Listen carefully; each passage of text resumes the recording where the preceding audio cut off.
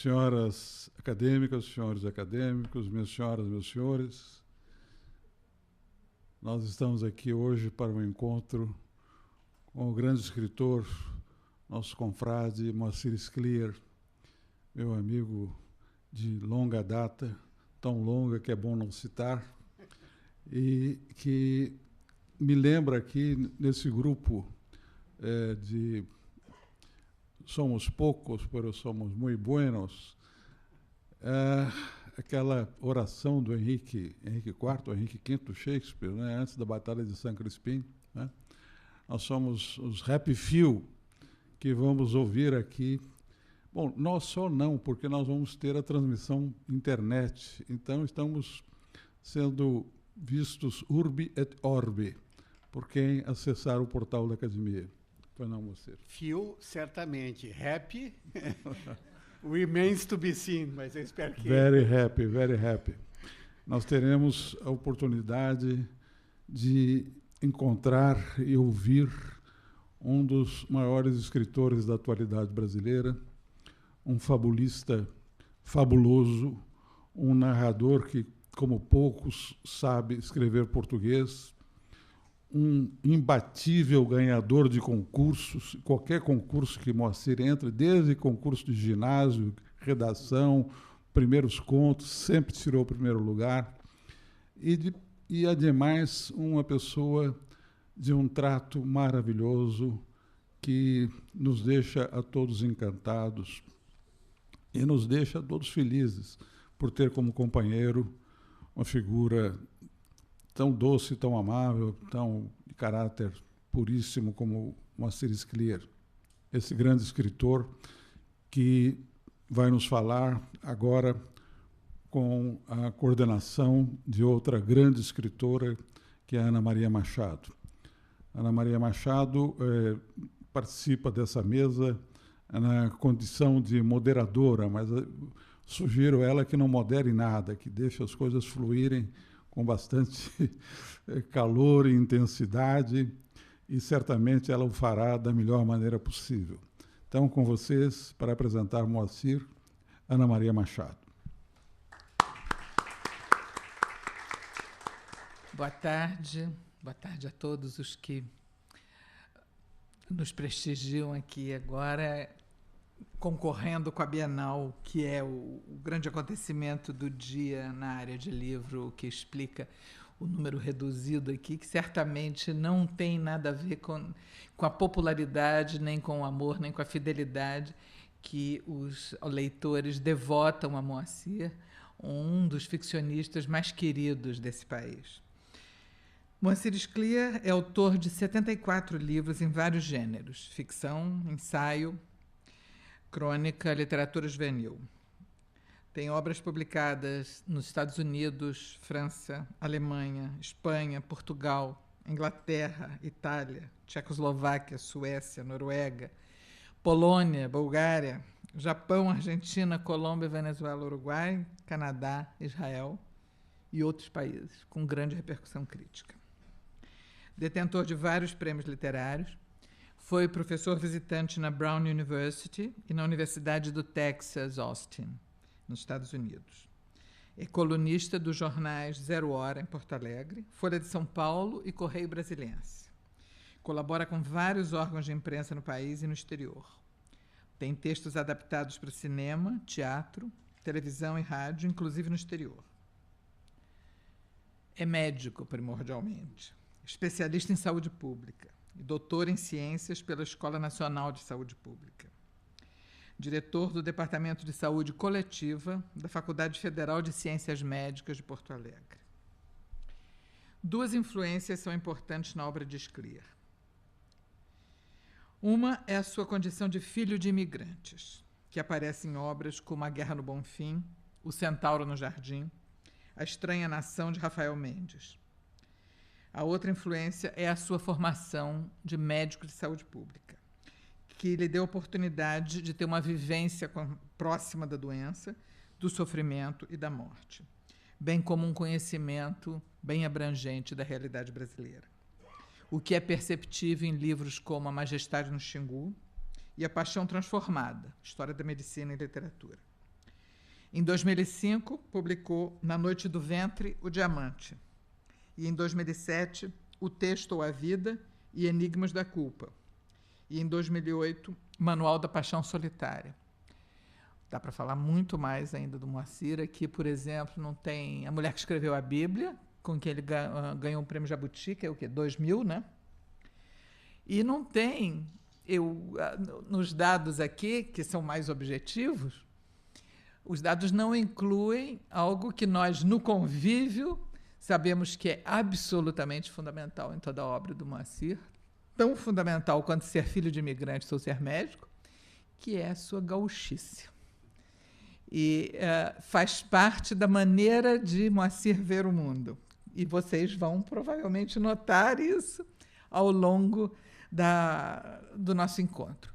Esse encontro aqui tem o formato, os que já vieram a outros sabem, de qualquer modo eu repito, é um momento em que a plateia pode se manifestar aqui nos nossos encontros na academia, que normalmente não existe debate. Mas, quer dizer, não existe debate com a plateia, assim, direto. Aqui, no encontro com o autor, ou no encontro do autor com o leitor, isso é possível.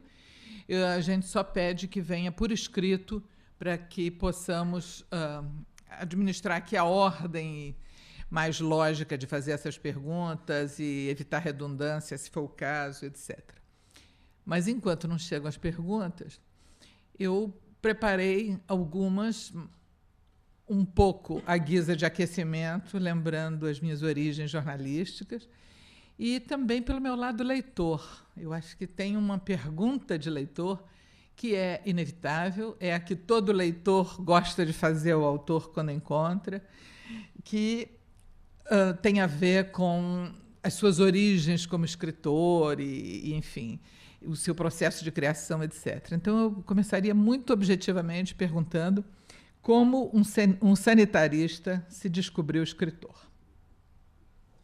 Bom, eu quero começar dizendo que a melhor coisa está aqui nessa mesa junto com o Cícero. Eu não consigo olhar para o Cícero e para a Ana como acadêmicos, né? Eu só olho para eles como amigos, né? Como pessoas que eu conheço há muito tempo, no caso da Ana, não tanto tempo, porque ela é muito jovem, mas realmente assim uma convivência longa, né, dentro da literatura do nosso país e que, ao mesmo tempo, foi cimentando uma amizade que resistiu à prova do tempo, né? Quanto a essa questão de ter pouca gente, eu tenho que começar contando uma historinha, porque eu sou um contador de histórias. Uma vez eu estava em Los Angeles, né? Eu estava a caminho do Japão e eu tinha que passar uma noite em Los Angeles. E aí eu estava num hotel distante de tudo, né? E eu perguntei pro dono do hotel, pro gerente lá do hotel, o que dava para fazer ali. Ele disse: aqui não tem nada, né? Nada, não tem nada para ver, nós estamos longe de tudo. Eles têm um teatro aqui na frente, né? Talvez possa ver. Aí eu atravessei a rua, era um teatro velhíssimo, eu nunca vi uma coisa tão velha, né? Tão decadente, e eles estavam anunciando um musical, né? E aí eu comprei o ingresso e o bilheteiro disse: o senhor sabe o caminho? Eu disse: não sei, mas eu descobri. Ele disse: não, eu vou lhe levar, né? Eu achei estranho o bilheteiro, né, sair da sua cabine para acompanhar. Aí, no caminho, nós encontramos um senhor, ele disse: esse aqui é o diretor do teatro. E o diretor do teatro disse: o senhor sabe o caminho? Eu disse: não.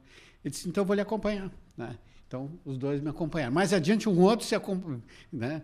E, no fim, nós já éramos assim uma pequena caravana de gente do teatro. E, finalmente, o teatro ficava no 4º andar desse prédio, né? Nós chegamos lá e ele disse, aí o bilheteiro disse: aqui é o teatro. Aí eu me dei conta por que ele estava me acompanhando. Eu era o único espectador. O único, né? Então, fizeram eu sentar, né? Abriu-se a cortina e apareceram 6 caras sapateando, cantando e dançando, né, freneticamente, e me olhando, porque eles não tinham outro para quem olhar, né? Só eu nunca passei por um terror assim, eu posso garantir para vocês, né? Eu não sabia o que fazer. Aí, quando terminou o primeiro número, apagou a luz e eu fugi. né? Saí pelo lado, quer dizer, quando abriu de novo a cortina, os coitados não tinham nenhum espectador, né? Bom, eu não estou nessa situação, né? Não é só um espectador. Agradeço a todos vocês por me pouparem, né, do sofrimento que esse pessoal deve ter passado lá no palco quando a cortina tornou-se a abrir. Mas, Ana, eu me tornei sanitarista e médico, né, depois de começar a escrever. Escrever foi uma coisa que começou muito cedo na minha vida. E é uma coisa curiosa, assim, que essa pergunta, né, que muitas vezes a gente faz para quem escreve, assim, o que te levou a ser escritor? Isso é uma pergunta que me fizeram muitas vezes. Quando eu estava na Faculdade de Medicina, por exemplo, e eu publicava meus contos no jornal da Faculdade de Medicina lá de Porto Alegre, eu tinha um colega que ele não conseguia entender que tipo de coisa era aquela que eu fazia ali. Ele perguntava, vem, Cátia, essas coisas que tu escreveu aconteceram mesmo? Eu disse, não aconteceram. Ele disse, então é mentira? Eu disse, pode chamar assim, é mentira. Ele disse, mas tu não tem mais nada o que fazer, tu fica aí inventando as tuas mentiras, por que tu não vai para a biblioteca estudar? Né? Não tem coisa melhor para fazer. Ele ficava absolutamente indignado com o exercício da ficção, né? E eu, humildemente, tinha que reconhecer que ele não deixava de ter razão, né? Porque para quem não tem a ver com literatura, essa coisa de imaginar coisas que não aconteceram, né, de fantasiar, né, parece realmente uma perturbação mental, né, e provavelmente até tenha um componente nesse sentido. De qualquer jeito, a gente não sabe o que torna alguém escritor, né? A gente sabe o que desencadeia, né? E no meu caso é muito claro, né? Isso aí foi um processo assim desencadeado por duas pessoas que foram, para mim, muito importantes, como seriam para qualquer um de nós, né? Meu pai, em primeiro lugar, um imigrante, né? Um russo, né? que veio para o Rio Grande do Sul. Houve nas primeiras décadas do século XX, houve um projeto de colonização agrícola no interior do Rio Grande do Sul, e eles trouxeram muitas famílias da Europa Oriental, principalmente da Rússia, né? Porque na guerra civil que se seguiu à Revolução Russa, né, houve massacres e perseguições, e eles, sendo judeus, né, eles eram um grupo muito visado, né? Então, eles saíram de lá para salvar a pele e vieram, né, para esse país que era para eles um verdadeiro paraíso, que era o Brasil. Então, foram para o Rio Grande do Sul, né? Não chegaram aí para esse projeto de colonização agrícola, que não durou muito tempo, e acabaram se radicando na cidade de Porto Alegre, num bairro que ficou muito típico da cidade, que é o bairro do Bonfim, né? O bairro do Bonfim é o equivalente porto-alegrense do Bom Retiro, em São Paulo, né? Um bairro de imigrantes. É uma coisa curiosa, porque esses bairros de imigrantes tendem a se perpetuar como bairros de imigrantes, né? Quer dizer, o Bom Retiro começou como um bairro de colonização judaica, né? Hoje é um bairro oriental, né, com vietnamitas. Amanhã vão ser outros imigrantes, né? Quer dizer, os imigrantes vão se sucedendo da mesma maneira que aconteceu em Nova York, onde o Lower East Side, que era o bairro dos imigrantes judeus, deu lugar aos porto-riquenhos. Agora os porto-riquenhos estão saindo, né? Outros latino-americanos estão entrando. Quer dizer, essa sucessão de pessoas que vão sendo iniciadas na realidade do país. Meu pai era um homem muito pobre, né? A nossa família era uma família de marceneiros, né? De gente que fabricava móveis, mas móveis baratos, né? Esses móveis para gente pobre como eles, né? Eu me criei nessa fábrica de móveis, né? Aprendi a fazer meus próprios brinquedos. E uma coisa assim que eu recordo do meu pai é que ele era um grande contador de histórias, né? Ele era famoso na cidade de Porto Alegre por ser dessas pessoas que têm essa vocação natural, né, para contar uma história e mobilizar as pessoas, né? Ele era realmente um artista nisso, né? E minha mãe, né, que diferente do meu pai, ela estudou, era professora primária, como se dizia naquela ocasião, e que adorava literatura, né? Ela tinha assim uma paixão pela literatura brasileira incrível, né? Ela me deu o nome de um personagem, do José de Alencar, né? E fazia questão que os filhos lessem, né? essa gente tinha uma fé verdadeiramente religiosa no texto escrito. Né? Claro que vocês vão dizer, isso tem a ver com a tradição bíblica. Tem, certamente tem. Não era o caso deles, que não eram religiosos. Mas era essa crença de que o livro era a porta de entrada para o mundo da cultura e do conhecimento. E, portanto, a porta de entrada para uma vida melhor. Né? Então, muito cedo eu estava ouvindo histórias, muito cedo eu estava lendo o que todo mundo lia, né? Lendo Monteiro Lobato, lendo Érico Veríssimo, né? Lendo Jorge Amado, né? que, aliás, eu conheci muito pequeno ainda, porque o Jorge era muito amigo de um primo que eu tinha, Carlos Scliar, que era um grande artista plástico, né? Os dois eram membros do Partido Comunista. Né? Então, quando o Jorge vinha a Porto Alegre, ele se hospedava na casa do meu primo, Carlos Scliar. E quando ele vinha, era uma festa, era uma coisa assim, era uma celebração. E a minha mãe me levava, eu era criança ainda, para a casa do Carlos Scliar para ver o escritor, não era para falar com ele. Isso que eu não me atreveria sequer, né, a dirigir a palavra para ele, mas eu ficava olhando para aquele homem que escrevia livros, né? Aquele homem que tinha um poder mágico de escrever livros. Era uma coisa assim fascinante, e o Jorge, que era uma pessoa extremamente afetiva, né? Sempre cultivou isso. Né? Ao longo dos anos, a gente foi mantendo essa ligação.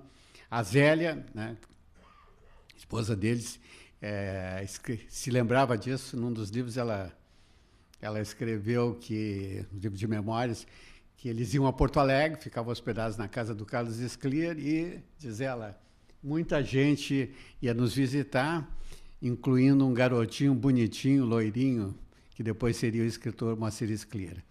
Quando eu conto essa história, eu sempre digo, olhem para mim e vejam o que a vida faz com os garotinhos bonitinhos, loirinhos. Né? Nada que a literatura possa corrigir. Mas então, muito cedo eu estava escrevendo minhas historinhas, e essas historinhas passavam de mão em mão no bairro, e depois comecei a publicar no que estava ao alcance lá em Porto Alegre. Né? Quando eu terminei a Faculdade de Medicina, eu publiquei meu primeiro livro, que era uma coletânea das minhas histórias de estudante de medicina, né? E que era um livro assim, eu me lembro desse livro chamado Histórias de Médico em Formação, até o título era ruim, né? Mas quando eu publiquei, eu achei que eu estava me tornando um escritor, né? Foi uma dificuldade publicar, não tinha editor, evidentemente, né? Mas eu tinha um amigo que editava, e eu fiz uma chantagem emocional com ele, né? Se tu não vai me abandonar, tu é meu amigo e tal. E ele editou o livro, né? Uma pequena tiragem, porque ele achou que ia ter prejuízo, né? Mas ele estava enganado, porque o livro esgotou, né? Porque meus pais obrigaram todos os vizinhos a comprar o livro, né? Então, breve eu era um autor esgotado, né? Triunfante. Só que eu fui reler o livro, né? Isso é uma experiência dolorosa para os escritores, né? Reler o que fizeram, né? Porque o livro impresso não é a mesma coisa que aquilo que a gente tinha na cabeça, né? Ali está a dura realidade. E a dura realidade é que eu não estava madura ainda para publicar. O choque foi tão grande, né, que eu achei que eu não ia escrever mais, né? Eu pensei assim, não, isso aí foi um equívoco da infância, isso, né? O resultado das histórias do meu pai, dos livros que a minha mãe me dava, e do Jorge Amado, e do Érico, né? Que a gente conhecia também lá. Agora chega, né? Isso aí passou a infância, passou a juventude, agora eu sou médico, vou me dedicar à medicina. Isso era o que eu pensava, mas claro que eu continuei escrevendo, né? Quando eu via, de repente, eu estava escrevendo, mas tinha aprendido a minha lição, né? Durante 6 anos eu escrevi só para a gaveta, né? Escrevia, guardava, depois pegava, reescrevia, né? Eu fiz o que deveria ter feito no início. Quando saiu o segundo livro, em 1968, né, que foi um ano que marcou a nossa geração, marcou decisivamente a nossa geração, e esse livro, de alguma maneira, ele reflete o clima político daquela época, né? Porque é um livro muito influenciado, né, pela literatura latino-americana, né? Pelo realismo mágico, né, do Garcia Marques, né, do Cortázar, né, desses escritores ali da Argentina e do Uruguai que a gente lia muito, né, porque Porto Alegre está perto de Buenos Aires, de Montevidéu, e eram os nossos polos culturais. A gente ia muito para lá, lia muito esses livros, e, para mim, essa literatura latino-americana foi uma influência muito forte. Então, eu já era escritor, né? No momento que eu comecei a me dedicar à saúde pública, e, a partir daí, eu tratei de conciliar as duas coisas, né? E eu consegui fazer isso. Até hoje eu me pergunto como é que eu consegui, né? Como é que eu consegui fazer saúde pública e fazer literatura, né? Eu sei que isso custou muito esforço, né? Eu aprendi, né, a usar todo o meu tempo, né? Aprendi que eu não poderia ter horas livres, férias, essas coisas, né? Ou eu estaria trabalhando em saúde pública, né? E era uma coisa assim que me empolgava, ou eu estaria escrevendo e teria que conciliar as duas coisas, né? E não sei como conseguir. E agora é curioso, porque agora eu trabalho muito menos em saúde pública, né? E eu sinto falta, né? Falta exatamente dessa agenda sobrecarregada, né? Desse desafio constante do dia a dia, né? Agora tem essa epidemia de gripe, que eu lamento, mas lamento também porque eu não estou entre os caras que estão, né, enfrentando a epidemia de gripe, que era onde eu gostaria de estar também. Não estão muito longas as respostas? Não, claro. Vai para você falar, não tem que moderar nada, como o nosso presidente explicou, e eu faço questão de respeitar, até porque concordo inteiramente com ele. O segundo ponto que eu queria levantar aqui, só para continuar seguindo, você já começou a abordar na sua resposta e na sua história aí, mas eu vou tentar fechar um pouco mais, porque eu acho que no encontro de um escritor com o público, esse é um assunto incontornável, como agora dizem os franceses a respeito de tudo. Na sua resposta, você falou no poder mágico de escrever, do Jorge Amado, e falou na dura realidade. Depois até mencionou o fascínio pelo realismo mágico, quer dizer, a realidade e o mágico. A sua literatura, ou vários dos seus livros, com frequência, exigem uma suspensão da descrença na hora de estabelecer o pacto com o leitor. Quer dizer, o leitor tem que aceitar previamente de saída, como premissa, que as coisas não se passam segundo a ordem lógica que tem. Seja porque tem um tigre no bote, seja porque faz terapia de vidas passadas, enfim. E vários outros, bem mais há um centauro no jardim. Né? E você também falou no seu fascínio pela narrativa, por a influência do seu pai contando histórias, esse grande contador de histórias que te marcou tanto. E eu queria relacionar isso um pouco com a questão da linguagem, quer dizer, porque escrever é mais do que contar uma história. Ao se escolher escrever, se escolhe um pacto diferente com a linguagem, um desafio, um enfrentamento da linguagem que é de outra maneira.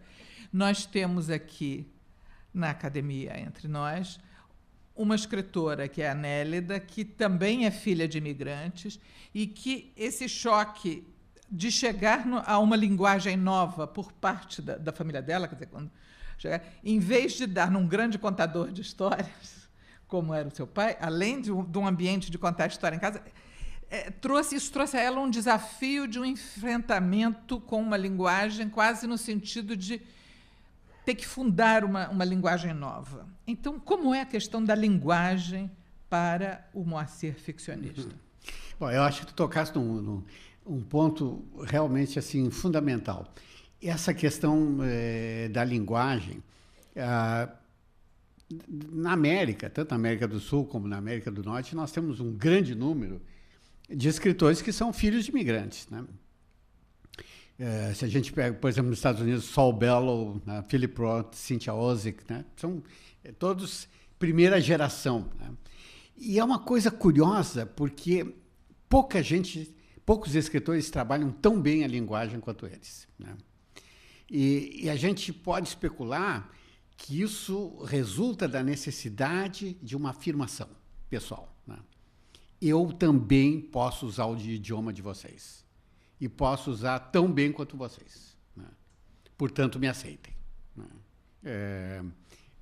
Notem que isso realmente assim é quase que um passaporte para penetrar na realidade cultural americana. Se vocês pegam um escritor como Philip Roth, por exemplo, o domínio que ele tem da linguagem é assombroso. É realmente assombroso, né? Eu não sei se tem um escritor americano contemporâneo que escreva tão bem quanto ele, né? Não tem uma palavra fora do lugar, né? É uma lógica implacável do idioma. Agora, tirando esses casos, que são extremos e caricaturais, né? O escritor tem que saber escrever. Não tem, né? Não existe alternativa para isso, né? O escritor que não domina, que não tem um elenco vocabular, que não tem intimidade com as palavras, que não fala com as palavras, né? Que não tem esse vínculo quase orgânico com as palavras, ele não é escritor, né? Isso todo mundo que escreve tem experiência assim, de pessoas que vêm para nós e dizem, poxa, eu tenho uma história fantástica para contar, pena que eu não sei contar histórias. Bom, essa é a diferença. O escritor, até às vezes, ele nem tem uma história tão fantástica, mas ele sabe contar, né? Ele sabe escrever, né? Então, esse binômio, né, da palavra com a história, né? Porque a verdade também é a seguinte, né? Não há literatura sem história, né? Sem uma narrativa. Não há, né? A verdade é que contar e ouvir histórias é uma coisa que nós temos embutida no nosso genoma. Isso é uma necessidade absolutamente vital, né? Eu posso dar testemunho disso não tanto como escritor, mas até como médico, né? Ao longo da minha vida, recebi milhares de pessoas que sentavam na minha frente e contavam uma história. E elas contavam essa história com um duplo propósito. O primeiro, de informar ao médico qual era o seu problema. E o segundo, de contar uma história, né? De se colocarem naquilo ali que elas estavam narrando, né? Isso também explica por que um dos vínculos mais intensos que pode ter entre pais e filhos resulta exatamente dessa cumplicidade, né? Que surge quando o pai ou a mãe conta uma história para o filho, né? É um dos momentos de vivência mais íntima, as pessoas não se dão conta disso, né? As pessoas delegam isso para a televisão, né? Esquecem, né, realmente assim, a importância que pode ter, né, a criança deitada na cama de noite, o pai sentado, ou a mãe sentada do lado dessa criança e contar uma história, estabelecendo assim um vínculo emocional que nunca mais vai se desfazer. E se o pai ou a mãe leem uma história, vocês podem ter certeza que esse filho e essa filha serão leitores, né? Porque elas vão ver no livro, né, o símbolo da presença paterna ou da presença materna. Então, história é fundamental e a palavra é fundamental. Então, é um binômio, não dá para separar, não dá para dizer o que é mais importante, as duas coisas são importantes. Agora eu vou passar para uma pergunta do público, da Márcia.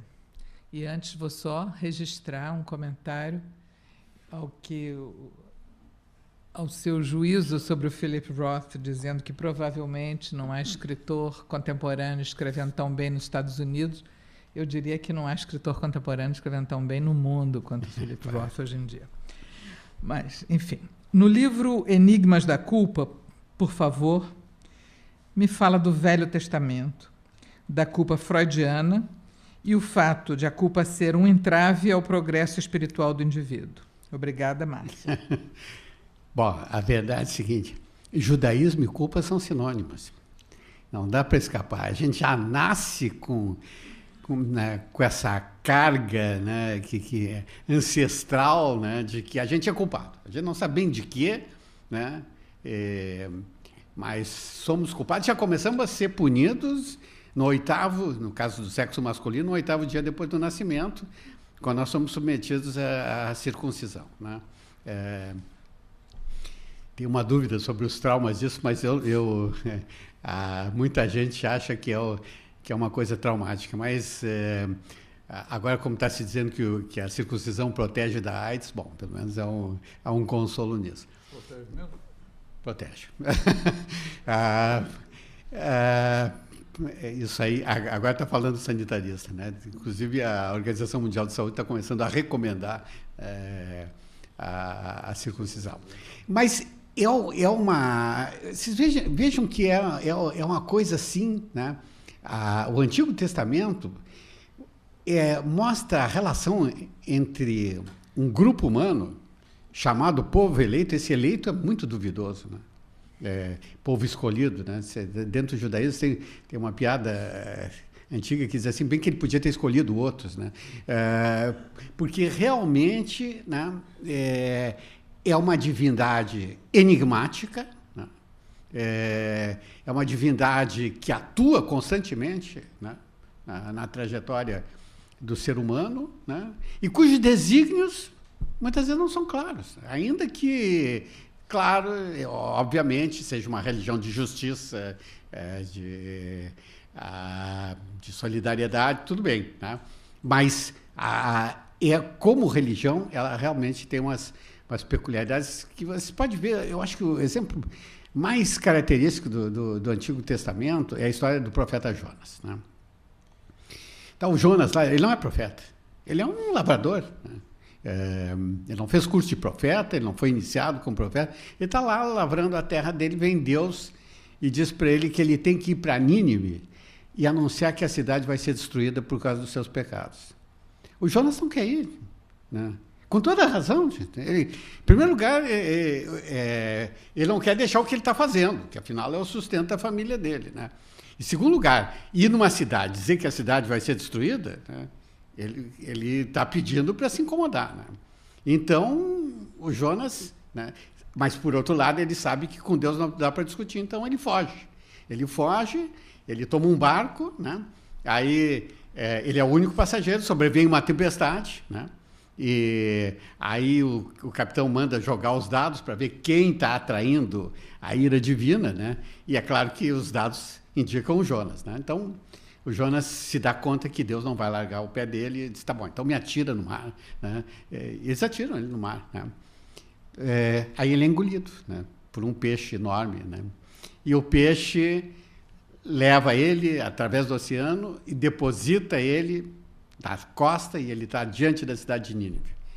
Então ele diz, tá bom, Deus ganhou, então eu vou anunciar que Nínive vai ser destruída. Mas aí Deus mudou de ideia, né? Nínive não vai mais ser destruída, né? Porque, nesse meio tempo, os ninivitas se arrependeram, mas Jonas não sabe nada disso. Então, Deus disse para ele que não é mais para anunciar a destruição da cidade de Nínive. Aí o Jonas, né, a essa altura, já por conta, né, ele vai para o deserto e ele se senta à sombra de uma árvore, né?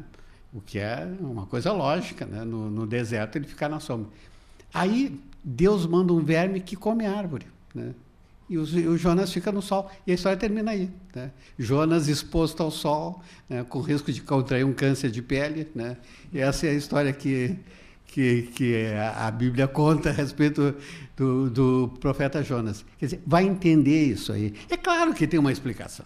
É lógico, se vocês falarem com teólogos e rabinos, eles vão dar 1000 explicações para vocês. Mas pergunte para o Jonas se ele entendeu, né? Se ele pergunta para o Jonas como é que ele se sentiu, né, quando ele viu que ele estava no sol torrando a cabeça dele, né? Quer dizer, é realmente assim uma tradição na qual, né, existe essa ideia assim, a gente está pagando por alguma coisa que já não sabe qual é, né? E não é de estranhar, né, que desse grupo humano sai um cara que vai estudar a culpa, um cara chamado Freud, né? E não resta dúvida, né, que Freud, né, e os nazistas usaram isso depois, estava criando uma ciência judaica, né, porque os primeiros analistas eram todos judeus, os primeiros pacientes eram todos judeus. A minha geração toda passou pelo divã, toda. Né? Porto Alegre era um polo psicanalítico fantástico. Né?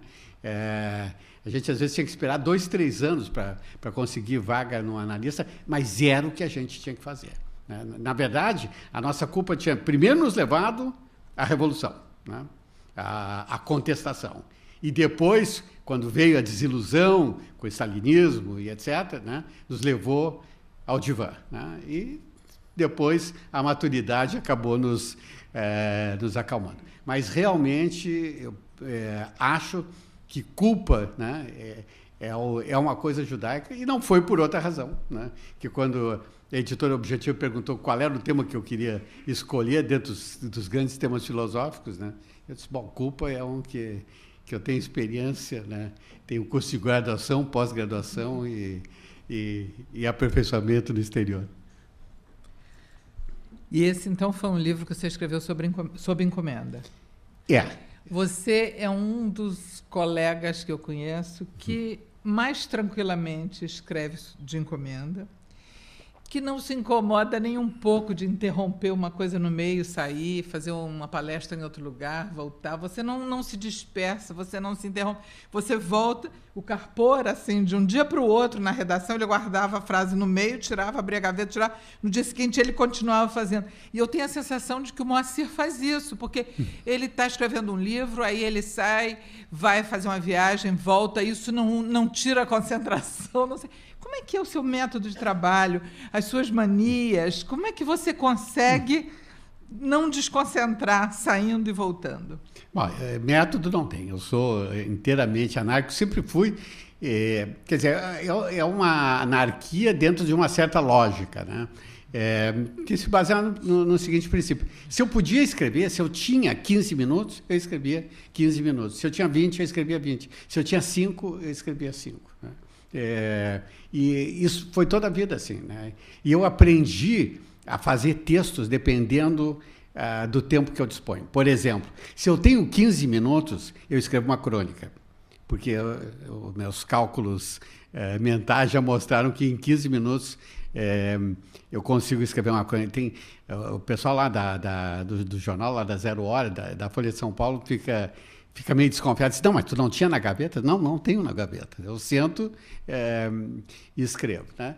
Agora, eu acho que a gente tem que... Essa coisa de se isolar, né, fazer como o Proust fazia, que o quarto dele era todo revestido de cortiça, porque ele não podia ouvir barulho e não podia sentir cheiro e não podia isso. Né?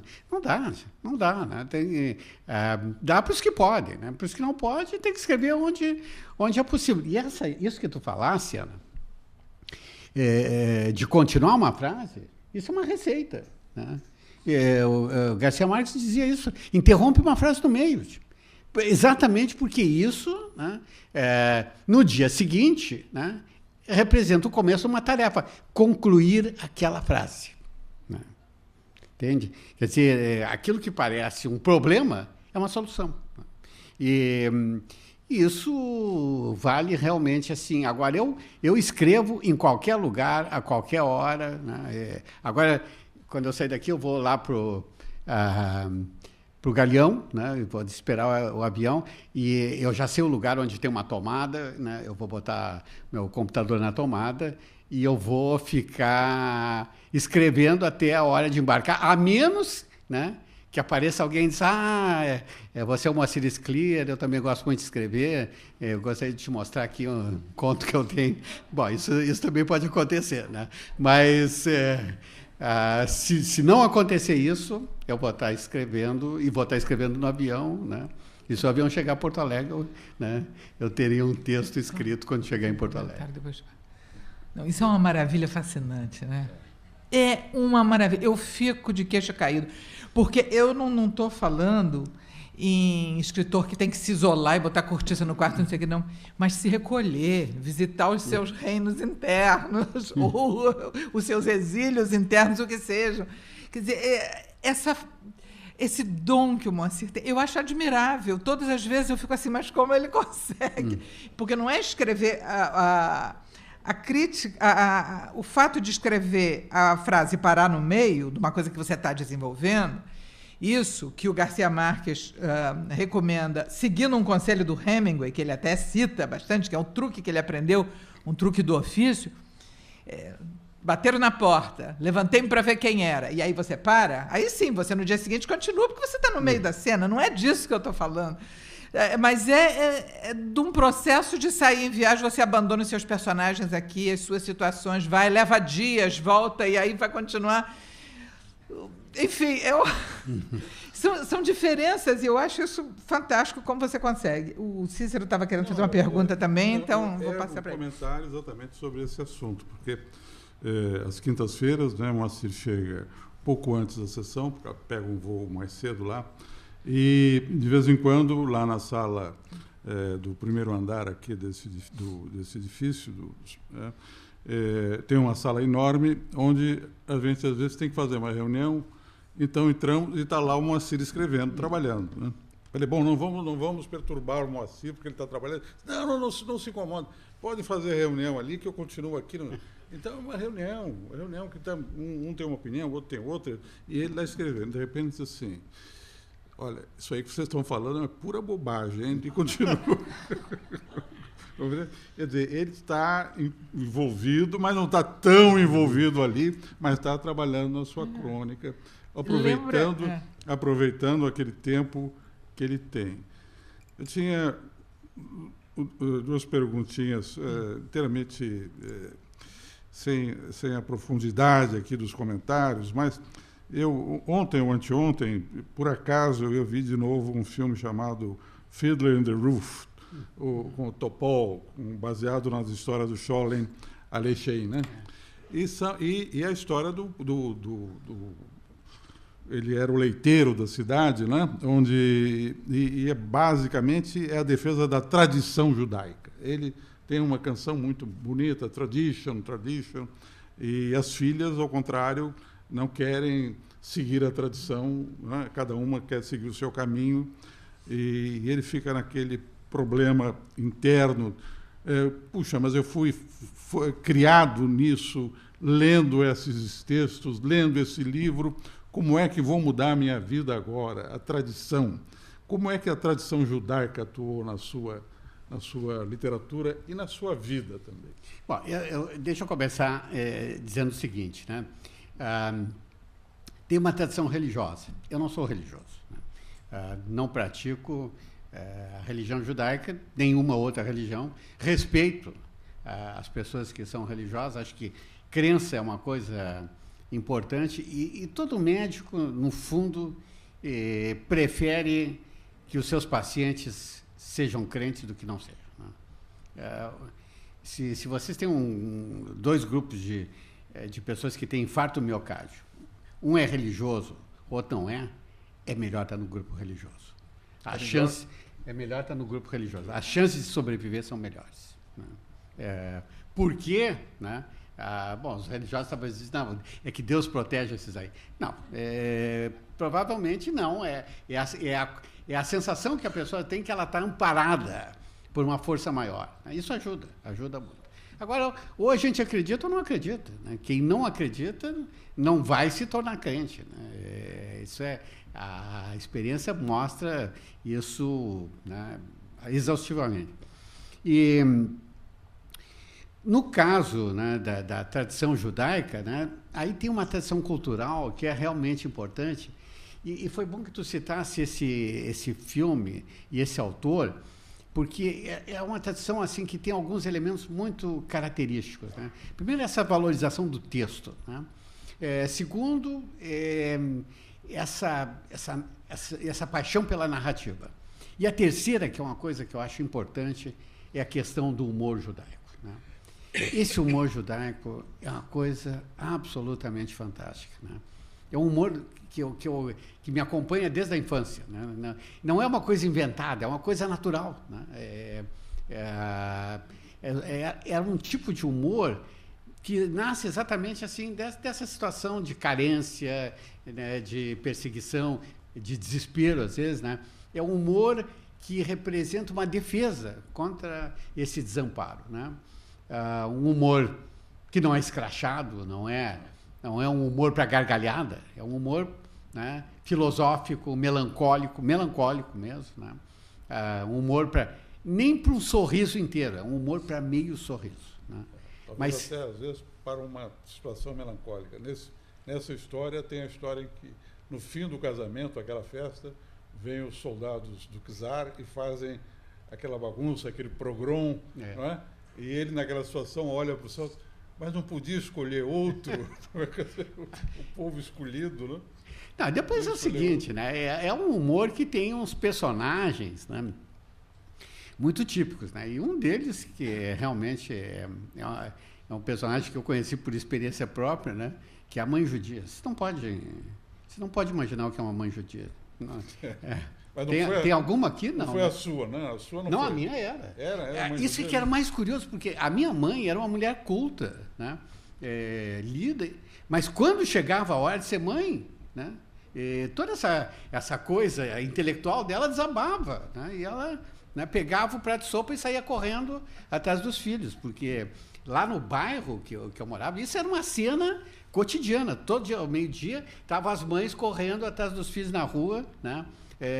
Com prato de sopa, com prato de comida, para alimentar eles, porque o pavor da mãe judia, né, é que os filhos passassem fome, como eles tinham passado na Rússia, na Polônia, né? Bom, eu nunca soube o que é a palavra fome, né? Eu nunca consegui sentir fome na minha infância, nunca, né? Porque eu era alimentado tantas vezes e com tamanha quantidade que fome, para mim, era uma obsessão. Meus amigos não judeus, quando eles me diziam assim, eu estou com fome, eu ficava com uma inveja, né? Eu dizia, mas como é que é isso, ter fome? Né? Era uma coisa com a qual eu sonhava, eu queria um dia ter fome, né?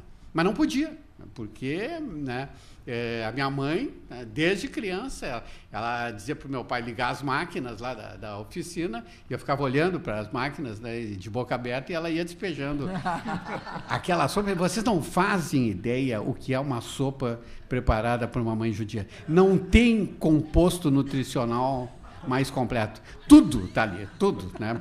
Ali é uma sopa para alimentar um exército, né? Então eu comia, né?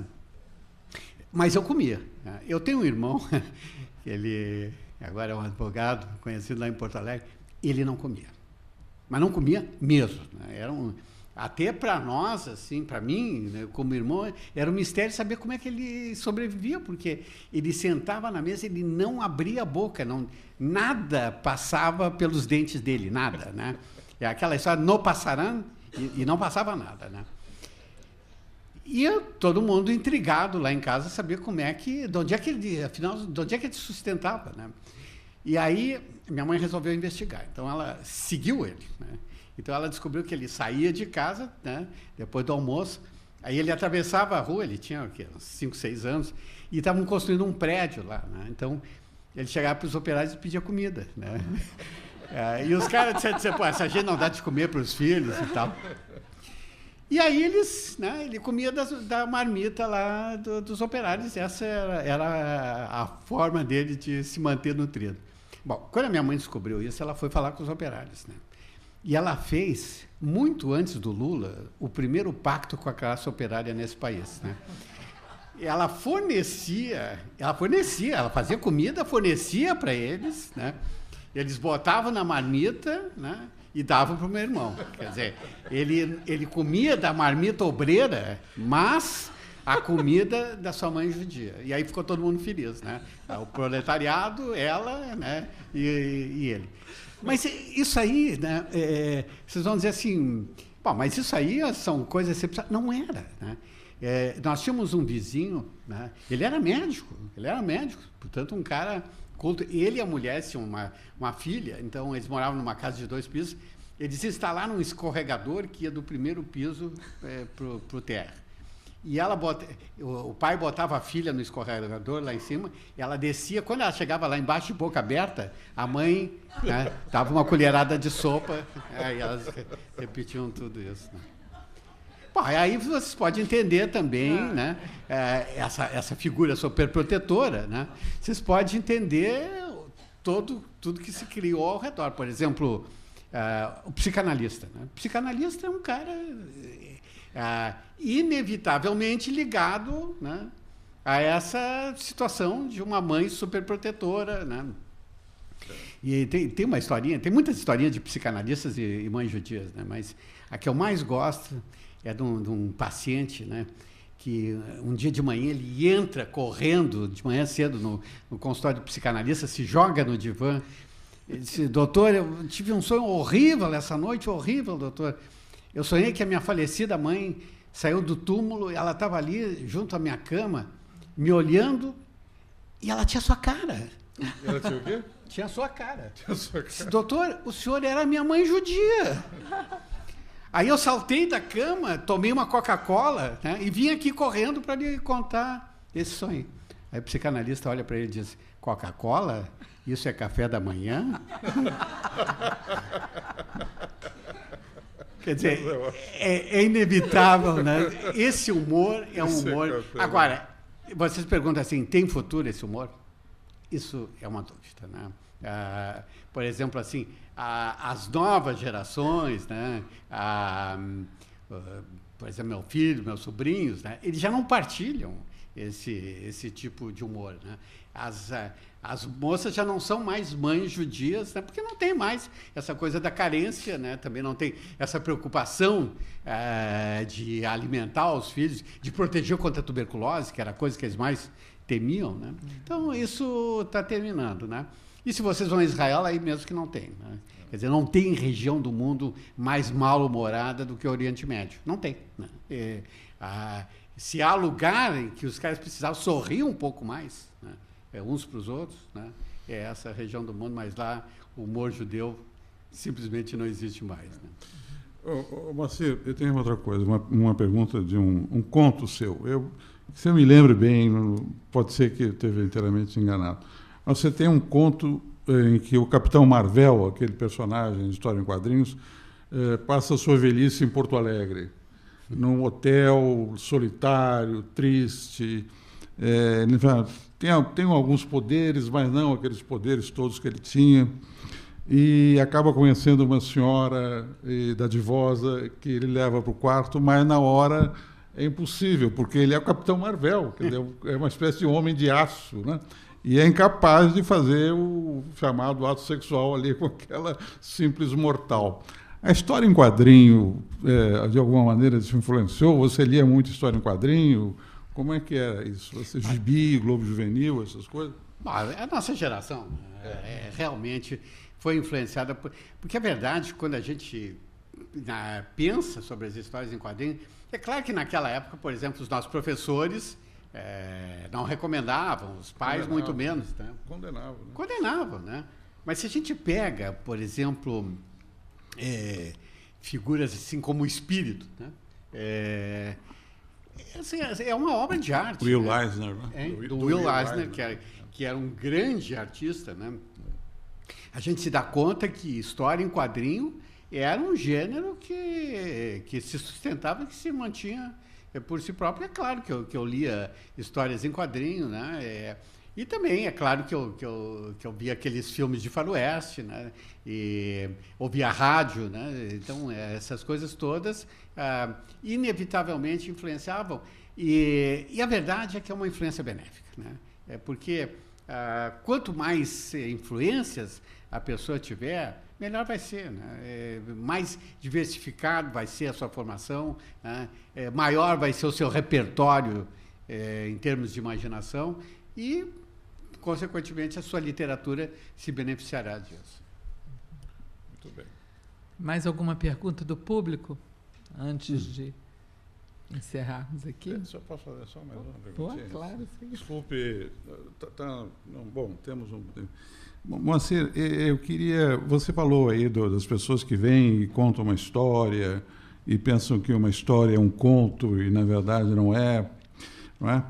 Tem aquela famosa definição do Mário de Andrade, conto é tudo aquilo que a gente chama de conto. Afinal, o que é um conto? Você disse que um conto é impossível escrever uma narrativa, uma short story, uma narrativa ficcional, que seja pequena ou grande, mas vamos chamar de conto, sem ter uma história, né? Bom, pode ter uma história explícita, bem contada, uma narrativa com peripécias, mas é possível escrever um conto sem uma história, apenas com sugestões. Eu não estou pensando bem em Clarice Lispector, onde sempre havia uma história subjacente, mas uma história com palavras, mas que não conte uma história. Realmente, assim, essa definição do Mário de Andrade, claro que não foi ele que criou um paradigma, ele simplesmente traduziu nessa frase, segundo a qual conto é tudo aquilo que o escritor chama de conto, uma situação que, na verdade, já era corrente, né? Agora, ele, ao fazer isso, ele contrariou uma tradição, né, que era a do século XIX, na qual o conto era um gênero assim com certas regras. E quem sumarizou essas regras, assim, né, de uma forma que foi muitas vezes repetida, foi Edgar Allan Poe, né? E uma das coisas fundamentais, por exemplo, é de que o final tinha que ser abrupto e surpreendente, né? O conto era uma narrativa na qual a pessoa, quando chegava no fim, né, ela se espantava com aquilo que lia, né? Que a gente sabe que, por exemplo, os contos do Edgar Allan Poe, né, ou do Maupassant, enfim, daqueles clássicos do século XIX, seguiam essa forma. Depois, isso mudou, né? E eu acho que a própria Clarice, as histórias dela nem sempre terminam assim de uma forma surpreendente. Penso, por exemplo, naquele conto Uma Galinha, né? É a história né, de uma galinha, né, que vai ser caçada pelo dono da casa para servir de almoço naquele dia. A galinha foge, né? Então é essa narrativa, e no final a galinha bota um ovo, né? E aí a gente podia dizer, bom, mas esse é o final de Inesperado. Não, não é, porque a história continua e ele disse, então, mataram-na, comeram-na e passaram-se anos. O final, né, deixa a gente assim meio perplexo, né? Como é o final dos contos do Kafka também, né? Então, realmente, para responder a pergunta do Cícero, é o seguinte: ou a história está explícita, né, ou ela está implícita, ela está nas entrelinhas. Mas, de alguma maneira, uma narrativa existe, né? E é essa narrativa que realmente faz jus à própria origem da palavra conto, que vem de contar, né? De narrar a história, né? Muito bem.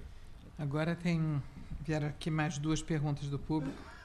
Uma começa com um comentário que diz: Isaac Singer no céu, você na terra.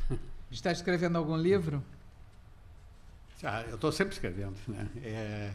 Vários livros, né? E realmente, a verdade é que nem toda a tentativa resulta num livro, né? Quer dizer, muitas vezes a gente começa, né, e, de repente, aquilo que parecia ser uma ideia promissora não decola, né?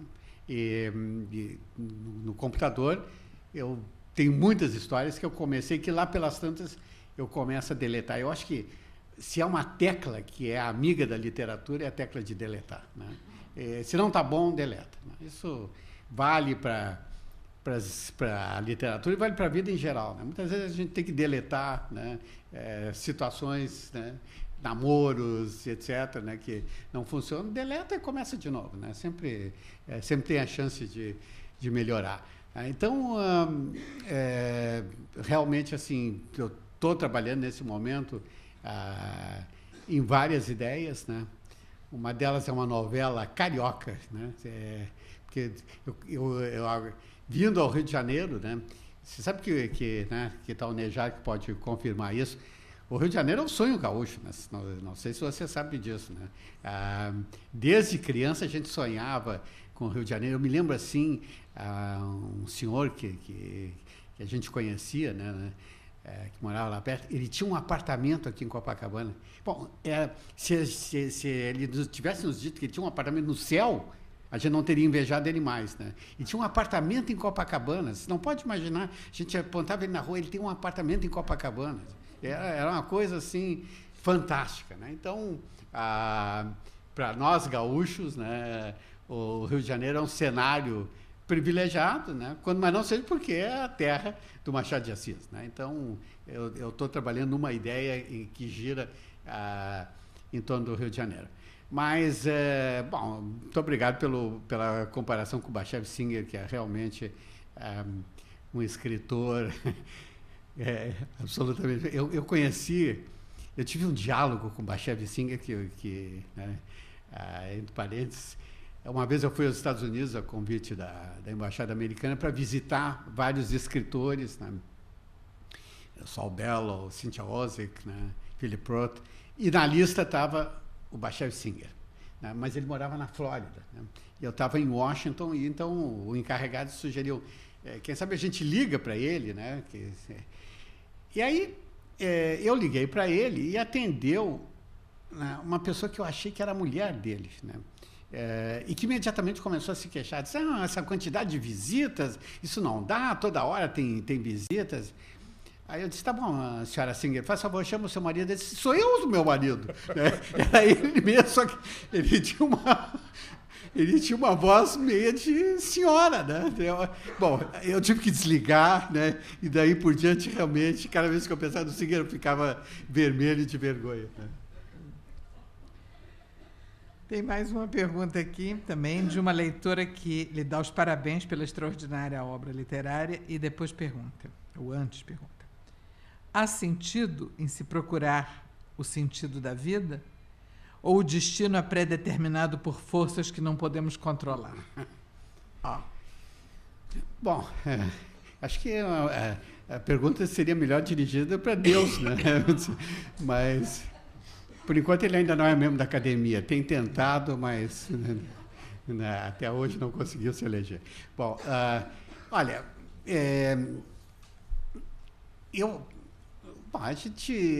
alguma coisa a gente acaba aprendendo, né? Quando mais não seja por ter vivido tanto tempo, né? Olha, pessoal, eu não sei se vale a pena se perguntar qual é o sentido da vida. É melhor viver, né? É melhor o tempo que a gente vai, né, usar tentando responder essa pergunta, né, que é muito difícil, se é que não é impossível de responder, né?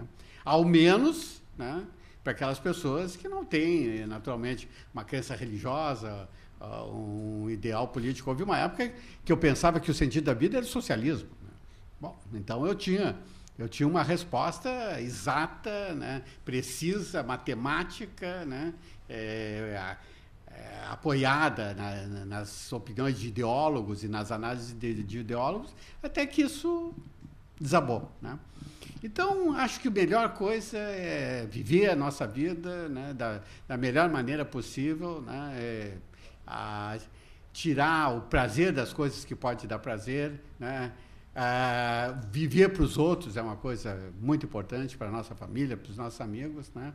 E deixar as perguntas filosóficas para os filósofos, né, quando eles puderem responder. Se a moderadora me permite, no rabinho dessa pergunta, eu tinha uma pergunta final, não quero mais fazer. Ela pergunta o seguinte: pré-determinado por forças que não podemos controlar. Agora, você controla os seus personagens? Quer dizer, você dá liberdade aos seus personagens? Ou você disse, olha, não, meu conto vai começar com o João fazendo isso e vai acabar com o João fazendo aquilo. No correr da narrativa, do seu trabalho, você dá liberdade a ele para ele fazer o que ele quiser? Bom, isso aí é realmente assim, é uma pergunta que todo escritor acaba se fazendo, né? Até que ponto nós temos controle sobre os nossos personagens? Isso, na verdade, é uma pergunta teórica, né? É claro que nós temos controle, né? Somos nós que estamos escrevendo. Mas é que, de outra parte, os personagens têm uma lógica, a narrativa tem uma lógica, né? E se essa lógica da narrativa contraria a nossa própria lógica pessoal, né, acaba predominando a lógica da narrativa. Eu vou dar um pequeno exemplo, assim. Uma vez eu comecei a escrever um livro, né, chamado A Estranha Nação, de Rafael Mendes, que é um livro sobre várias gerações de uma família de cristãos novos no Brasil, né? E começa com uma família, né, na qual tem o pai, a mãe, né, o filho e a filha. Ou seja, uma família típica de classe média, e eu pensei, claro, que uma família típica de classe média, lapso eu explicava, tem que ter pai, mãe, filho e filha, né? Lá pelas tantas, eu já tinha escrito umas 50 páginas, né, e de repente eu me dei conta que aquele filho não existia. Eu não tinha papel para ele. Ele não tinha finalidade naquela história, né? Então, eu tive que voltar atrás, escrever tudo de novo, né, sem esse filho né, que eu liquidei impiedosamente, porque ele não fazia sentido naquela narrativa, né? E isso é uma coisa, assim, é uma experiência que todo escritor tem. Ou seja, há uma lógica narrativa, né? Não é uma lógica tão estrita quanto a lógica matemática ou a lógica científica, né? Mas ela tem as suas próprias regras, né? E no fim, essa lógica acaba influenciando o escritor. Obrigado. Ok. Bom, acho que então... Não concordo. Não. Ele que não concorda. Não, só nos resta agradecer a todos que estiveram aqui pela presença e muito especialmente ao Moacir por essa hora tão agradável, tão divertida, tão leve e tão séria ao mesmo tempo com que ele nos presenteou aqui essa tarde. Obrigada. Muito obrigado a todos. Até o próximo encontro.